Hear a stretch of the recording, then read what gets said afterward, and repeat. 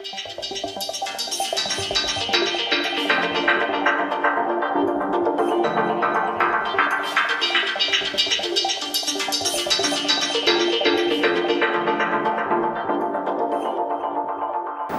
I'm Edmonds. I'm from the UK. I'm a film restorer and a researcher.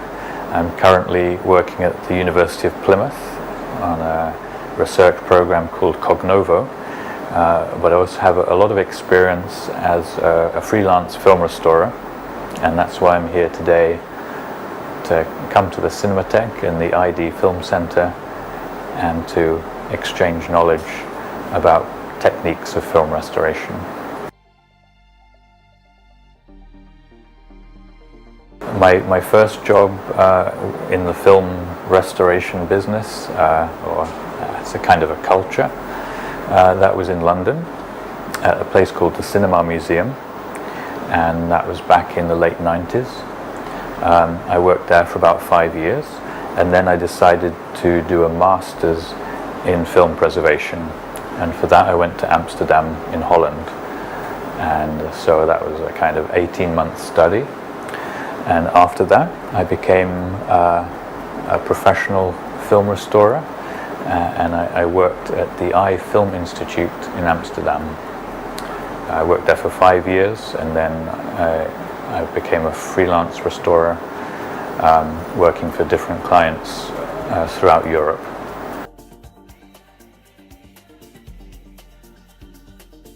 Yeah, it's a very interesting profession to have. It's very satisfying because you're working with old materials that are in a bad state, and you make it better. So therefore there's a lot of job satisfaction.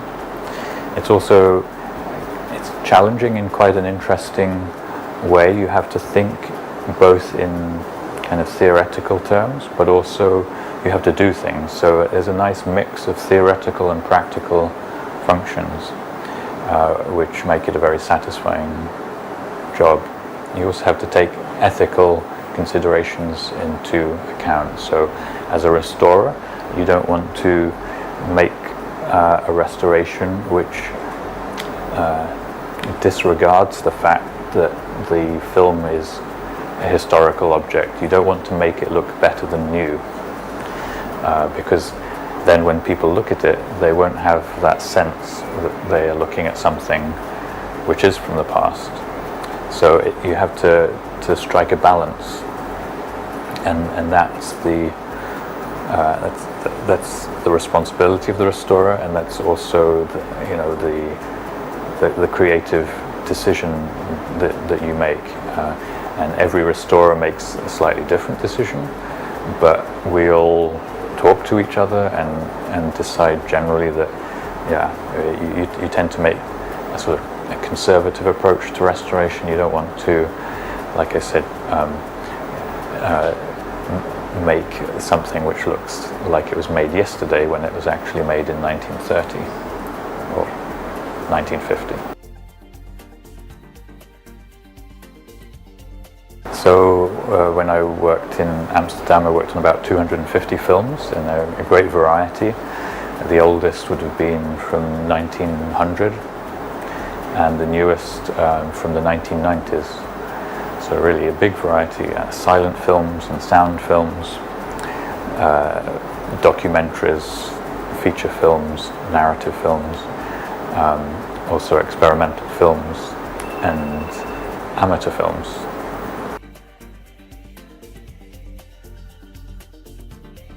Yeah, it would vary from project to project. That's another reason the job is interesting, because each film title requires a slightly different approach. And then what happens to the film once you've restored it is not really the responsibility of the restorer. That's someone else, maybe a curator, who would decide, this film is really has a lot of public interest. We are going to make a DVD of it that can then be widely bought, distributed. Other decisions would be, we are going to send this to a festival in another country. That's when you get collaborations with cultural institutes like the the Goethe House, the Erasmus House, Institut Français. They're all members and collaborators in the festival that's running at the moment, Europe on Screen.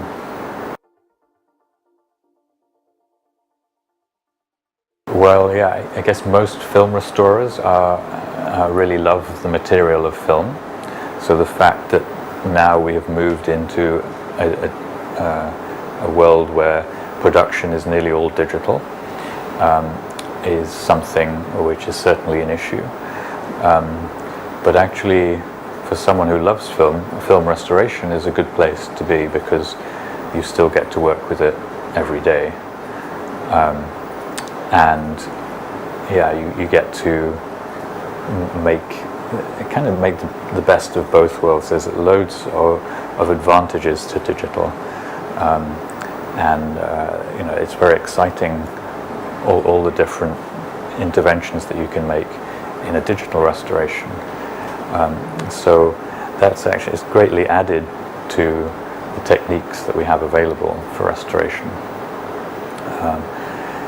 But yeah, at the end of the day, you still get to work with the material, and stations like this, you can physically look at it and get a magnifying glass and look at a single frame and have that immediate connection with a historical artifact.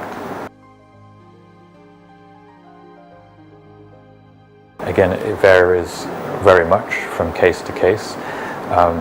Films themselves vary in size a lot. Some are only 10 minutes long, some are 3 hours long.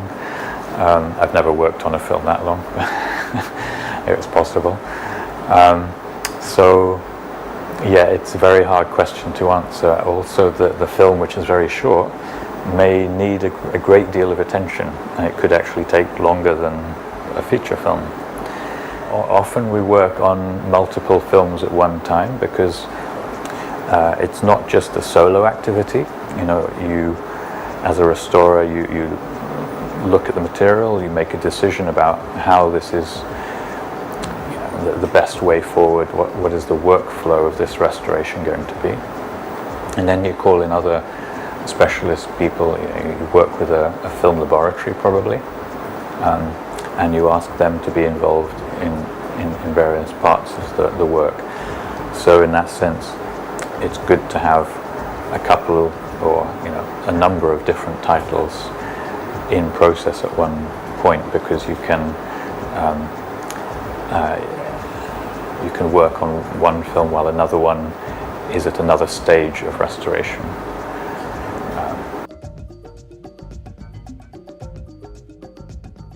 Well, yeah, there's a great deal of film out there. In this building, there's 700 titles. I think they've only just started digitizing them at a high quality, which we'll call it a digital preservation. Even if there were enough people working here to do all that work in a short space of time, at the moment they think it's going to take 7 years. Generally, restorations take longer than you think they will at the beginning, so let's say, yeah, it could take longer than that. 7 years in the future, actually you're going to have to take those digital files that were made 7 years before and transfer them to whatever the format in the future exists, because digital technology is constantly reinventing itself. The files they make here as part of the digitization process go onto LTO tape, and that's something which is designed for a kind of migration process. Every 3 years you take the file and then you put it onto a new tape. So we will still need people to do that work well into the future.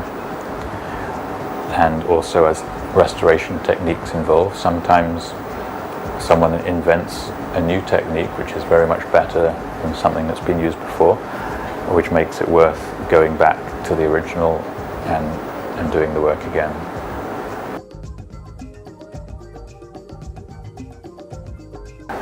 it's very interesting, and I think in a way you will know if you have the aptitude to do work like this. You'll be someone who is interested in older things. You'll be interested in history, the history of your own nation, but also world history, because film is very much an international medium, right? So when I was working in Holland, I didn't just work on Dutch film. I worked on film that had some kind of importance for many different nationalities. And now that these films are putting on the web and they become online, there's a worldwide audience for the products of film restoration. So if you're the sort of person who is interested in history and aesthetics, and you have a good eye for detail, and you like work which sometimes it can be a little repetitive, but there's a good level of job satisfaction, and then I think film restoration is a great thing to do.